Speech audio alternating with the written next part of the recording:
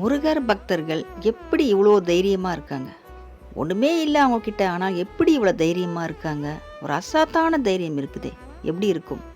அப்படி நெறைய பேர் வியர்க்கக்கூடிய அளவுக்கு தைரியம் இருக்கும். நம்ம கூட யார் இருக்கான்னு யோசிப்பாங்க. யார் இருக்கா இவங்க கூட? ஆனா இவ்வளோ தைரியமா இருக்காங்களே! இவ்வளோ ஒரு விஷயத்த தெளிவா ஒரு போல்டா பேசக்கூடியவங்களா இருக்காங்களே! யார் இருக்காங்க அப்படின்னு. முருகர் பக்தர்கள் கூட முருகர் இருப்பார். மனுஷங்க யாரும் இருக்க மாட்டாங்க. மனுஷங்க இருந்தா கூட இவ்வளோ தைரியமா நம்ம பேச மாட்டோம். முருகர் இருக்காருன்ற விஷயம் அவங்களுக்கு தெரியாது. ஆனா, முருகன் பக்தர்களான நமக்கு தெரியும்.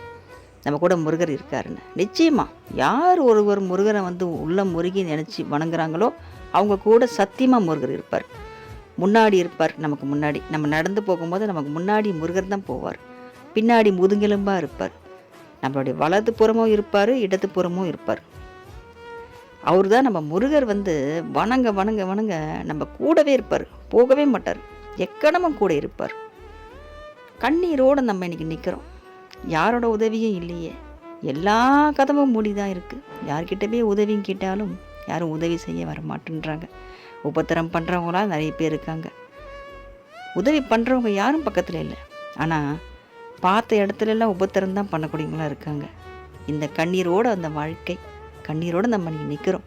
முருகான்னு நம்ம கூப்பிடும் போது, நான் இங்கே கண்ணீரோடு நிற்கிறேனே முருகா, என்னை நீ பார்க்க மாட்டியா அப்படின்னு நம்ம கேட்கும்போது, முருகனுடைய 12 விழிகளும் திறக்கப்படும்.